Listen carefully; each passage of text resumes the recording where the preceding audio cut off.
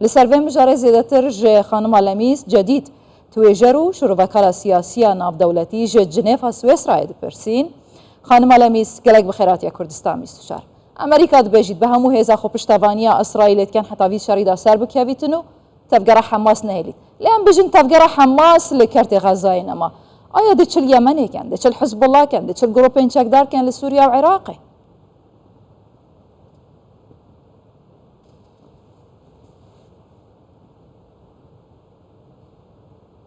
شكرا لاستضافتي مساء بله زور سپاس بۆ ئێوە شەوتان باش بێت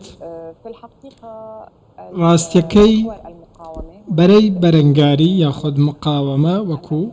دەزانن کە تەنیا بریتینیە لەوەی کە لە فەڵەستین هەیە و لەوێ شەڕ دەکەن تەنیا بریتینین لەو کەسانەی کە لە غەزە بەرگری دەکەن بەڵکو لە تەواوی ناوچەکەدا خەڵکانێکن بەرەی مقاومەن وەکو لە عێراق و لە سووریا و لە یەمەن بۆیە بە دڵنیاییەوە ناتەنیاهۆ ئەوەی ڕاگەیاندووە لە یەکەم ڕۆژەوە ئامانجی لەم شەڕە کە ئێستا دەستی پێکردووە و نەشی گوتو ئەمە شەڕە نەیگوتو ئەمە ئۆپەراسیۆنێکی سەربازیە ئامانجی بریتە لە ناوبردنی تەواوەتی حەماس بە شێوەیەکی یەکجارەکی ئەم ئامانجێک کە من وای دەبینم کە تۆزێک زێدەڕەوی کردووە لە دانانی ئەم ئامانجە چکە ئەمە شتێکی مەحاڵە تۆ ناتوانیت بە یەکجاری حەماس لەناو بی ڕەگ و ڕیشەی حەماس لەم ناوچەیەدا داکوتراوە جا ئەگەر لە فەڵەستین بێت یاخود لە ناوچەکانی دیکە بەتایبەتتر لە غەزە تەنانەت هزری مقاومە تەنیا تایبەت نییە بە غەزە بەڵکو لە تەواوی ناوچەکەدا هەیە ئەمڕۆ دەتوانن لە ڕێگەی ئۆپەراسیۆنی سەربازی تند کە هاوشێوەی شەڕە لە بەرامبەر خەڵکی فەڵەستینی بکەن ڕەنگە بتوانن حەماس لە نێو ببەن بەڵام خەڵکانێکی دیکە دێن دوای چەند ڕۆژێ دیکە یاخود دوای چەند نوەیەکی دیکە بۆ ئەوەی شەڕ بکەن و هەمان هەزری مقاومە هەڵبگرن و بەردەوام بن ئەمە بازنەیەکی کۆتایی نەهاتووە بەردەوام بابەتی تۆڵەکردنەوە لە ئارادا لە شەڕ دەچینە شەڕێکی دیکە پێویستە ئێمە ئەمڕۆ بە شێوازێکی دیکە بیر بکەینەوە پێویستە ئیسرائیل ئێستا بە شێوازێکی گەورەتر بیر بکاتەوە چونکە ئەم قۆناغە لە قۆناغەکانی ڕابردوو ناچێت جاچە ئەگەر بە پشگیری بە سنووری ئەمریکا بێت بۆ ئیسرائیل یاخود ئەوروپا بە هەمان شێوە ئێستا ئەوانش ئەو پرسیارەیان لەلا دروست بووە ئایا ئیسرائیل لەو ناوچەیەدا ئەوەی دەیکات تا چەند ڕاستە ئەمە پرسیارە ئەوەی بەرامبەر فەڵەستینیەکان دەکرێت چییە وەکو دەزانین خەڵکێکی زۆر لە میدیاکاران چاوەڕێن بۆ ئەوەی بستنە نێو غەزە و ئەوەی لە غەزە دەگوزارێ بۆ دنیای بگوازنەوە ئێمە تەنیا ئەوە دەزانین کە زیاتر لە 8,000 کەس کوژراون بەڵام دەزانین ئەم ڕێژەیە ڕەنگە بەرز ببێتەوە بۆ 10,000 کەسی دیکە ڕای گشتی ئەوروپا ئێستا زۆر گۆڕاوە سەبارەت بە ئیسرائیل زۆرێک لە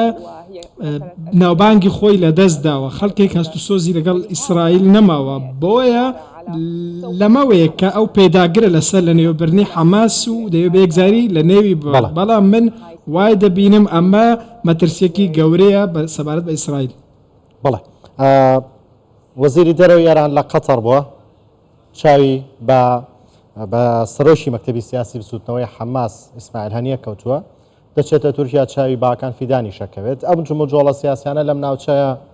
ئاراستی شەڕەکە بۆ رەوکوێ بات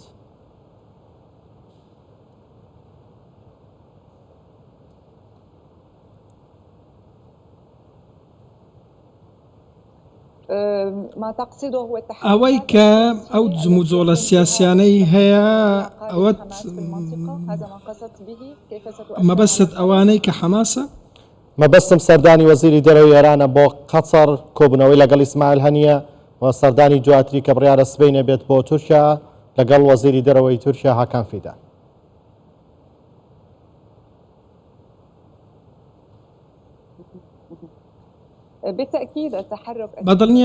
بەدڵنیاییەوە ئەم جموجۆڵە دیبلۆماسیانەی کە ئێستا هەن بە شێوازێکی بەرچاو سەر کراونەتەوە ئەوەی لە نەتەوەی گرتوەکان ڕوویدا بینیمان و هەروەها لە ئەنجومەنی ئاسایشیش ئەوەی سەلمان کە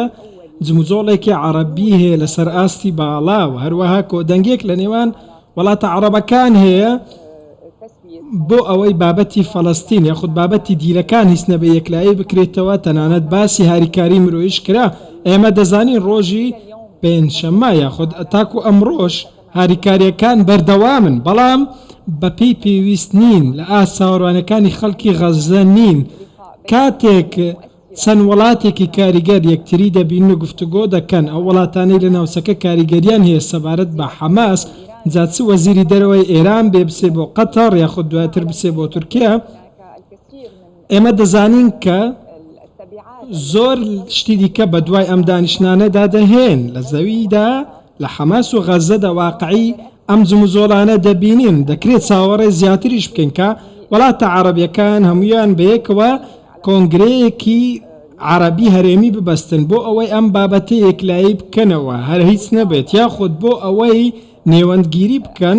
لە نێوان حەماس و ئیسرائیل باشە بۆ ئەوەی ئاگر بەس بکەن یاخود باشە خانم ئالەمیس ji şirûveyên atîfî û neteweyî dûr du weke jineke Ereb em bêjîn weke tuêjer û şirvekara siyasî İsraîlê bi hevbeşî digel Amerîkayê weke du pêşinyaran ji bo vîşarî hene bû rizgarkirina xelkê sivîl yek ji wan a xelkê Xezayê veguhêzina Misrê berember wê Amerîka ji qerên Misrê bibûrîtin û pareyekî bidetê heta nûke Misrê ev yekê qebûl nekiriye meseleya dî ku rêrewên mirovî veken veguhêzin bû navçeyên diyên aramên Falastînê lê ev her du bijarda ji aliyê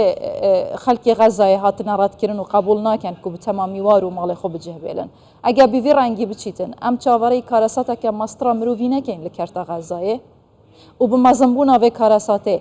aya rê tê çît ku welatên diyên Erebî bikevne nava vî şerî yan bi kêmasiyan bêjîn İran, Tirkiye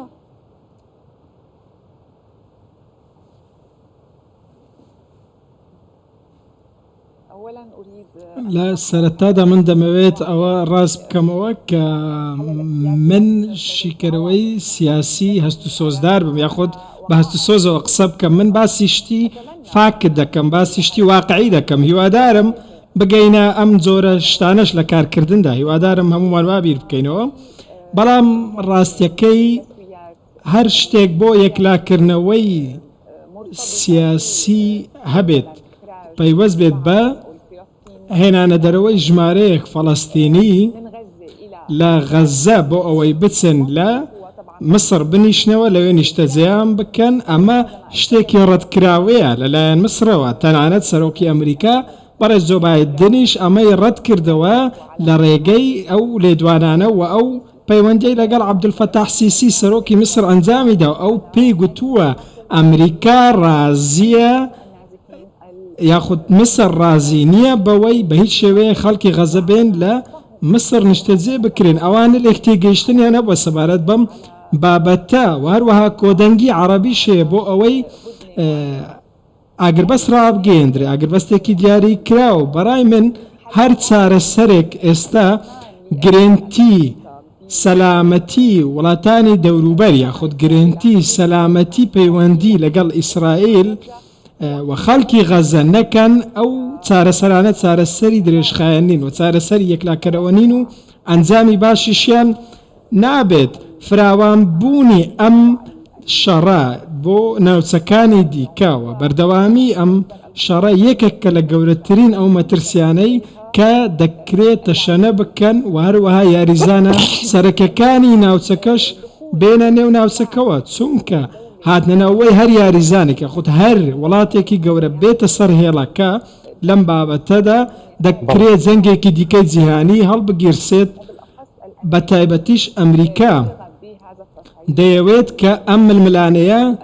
بەردەوام بێت لەو ناوچەیەدا دەیەوێت گەورەتریش ببێت ڕەنگە ئەمە کردەوەکانی ئیسرائیل داپۆشێت لە هێرشی زەمینی کە بە دڵنیاییەوە بە شێوەیەکی پلیکانەی ڕوودەدات ئەمە کاری ڕۆژێک و دوو ڕێژ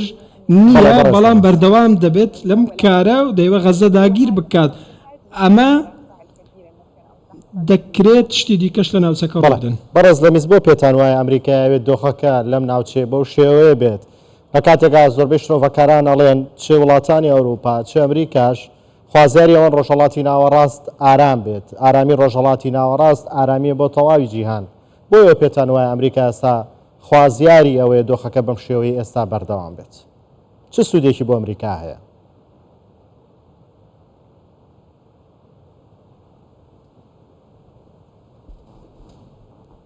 الدول تريد مصالحها وڵاتەکان بەرژەوەندی خۆیان دەوێت ئەمریکا بەرژەوەندی خۆی دەوێت ئەمریکا ئەمڕۆ بە دڵنیاییەوە نایەوێت لە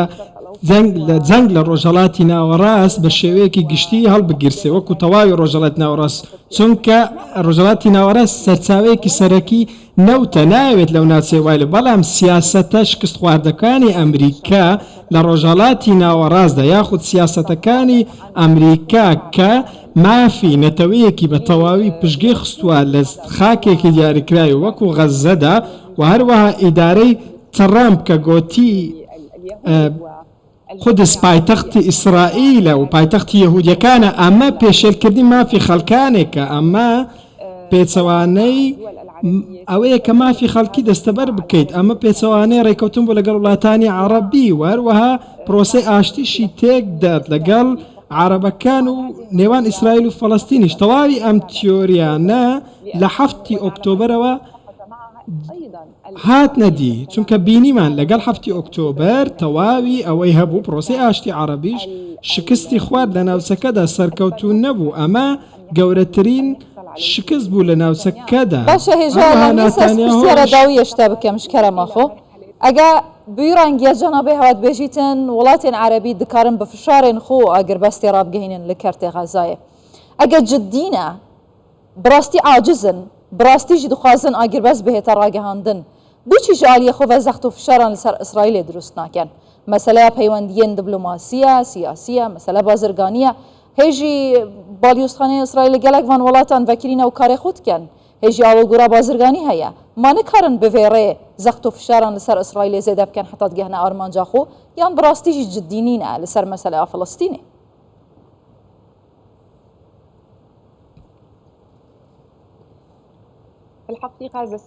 ڕاستەکەی ئەم پرسیارە یەکێکە لە گرنگترین ئەو پرسیارانەی کە دەکرێت ئێمە